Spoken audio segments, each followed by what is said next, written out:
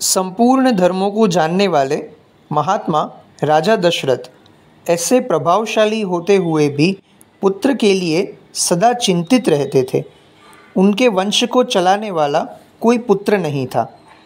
उसके लिए चिंता करते करते एक दिन उन महामनस्वी नरेश के मन में यह विचार हुआ कि मैं पुत्र प्राप्ति के लिए अश्वमेध यज्ञ का अनुष्ठान क्यों न करूं।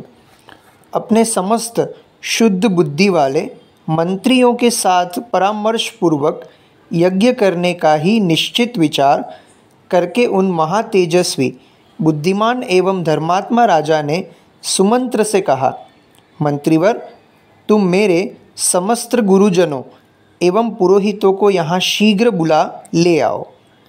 तब शीघ्रतापूर्वक पराक्रम प्रकट करने वाले सुमंत्र तुरंत जाकर उन समस्त वेद विद्या के पारंगत मुनियों को वहाँ बुला लाए।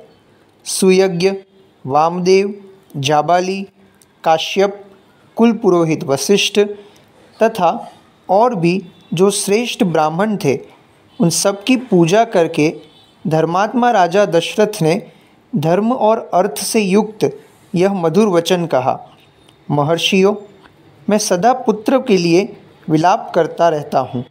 उसके बिना इस राज्य आदि से मुझे सुख नहीं मिलता। अतः मैंने यह निश्चय किया है कि मैं पुत्र प्राप्ति के लिए अश्वमेध द्वारा भगवान का यजन करूं। मेरी इच्छा है कि शास्त्रोक्त विधि से इस यज्ञ का अनुष्ठान करूं। अतः किसी प्रकार मुझे मेरी मनोवांछित वस्तु प्राप्त होगी, इसका विचार आप लोग यहाँ करें। राजा के ऐसा कहने पर वशिष्ठ आदि सब ब्राह्मणों ने बहुत अच्छा कहकर उनके मुख से कहे गए पूर्वोक्त वचन की प्रशंसा की। फिर वे सभी अत्यंत प्रसन्न होकर राजा दशरथ से बोले, महाराज, यज्ञ सामग्री का संग्रह किया जाए, भूमंडल में भ्रमण के लिए यज्ञ संबंधी अश्व छोड़ा जाए तथा सरयू के उत्तर तट पर यज्ञ भूमि का निर्माण किया जाए। तुम यज्ञ द्वारा सर्वथा अपनी इच्छा के अनुरूप पुत्र प्राप्त कर लोगे, क्योंकि पुत्र के लिए तुम्हारे हृदय में ऐसी धार्मिक बुद्धि का उदय हुआ है। ब्राह्मणों का यह कथन सुनकर राजा बहुत संतुष्ट हुए। हर्ष से उनके नेत्र चंचल हो उठे।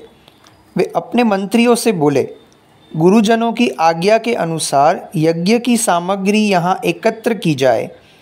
शक्तिशाली वीरों के संरक्षण में उपाध्याय सहित अश्वों को छोड़ा जाए। सरयू के उत्तर तट पर यज्ञ भूमि का निर्माण हो। शास्त्रोक्त विधि के अनुसार क्रमशः शांति कर्म का विस्तार किया जाए।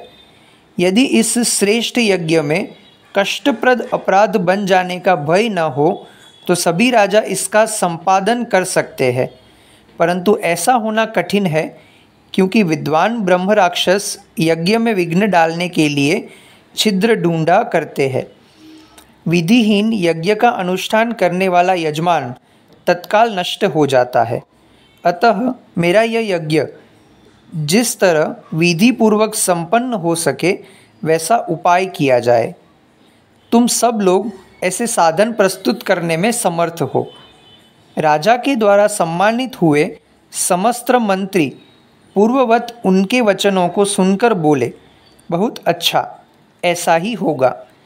इसी प्रकार वे सभी धर्मज्ञ ब्राह्मण नृप श्रेष्ठ दशरथ को बधाई देते हुए उनकी आज्ञा लेकर जैसे आए थे वैसे ही फिर लौट गए। उन ब्राह्मणों को विदा करके राजा ने मंत्रियों से कहा, पुरोहितों की उपदेश के अनुसार इस यज्ञ को विधिवत पूर्ण करना चाहिए। वहाँ उपस्थित हुए मंत्रियों से ऐसा कहकर परम बुद्धिमान नृप श्रेष्ठ दशरथ उन्हें विदा करके अपने महल में चले गए।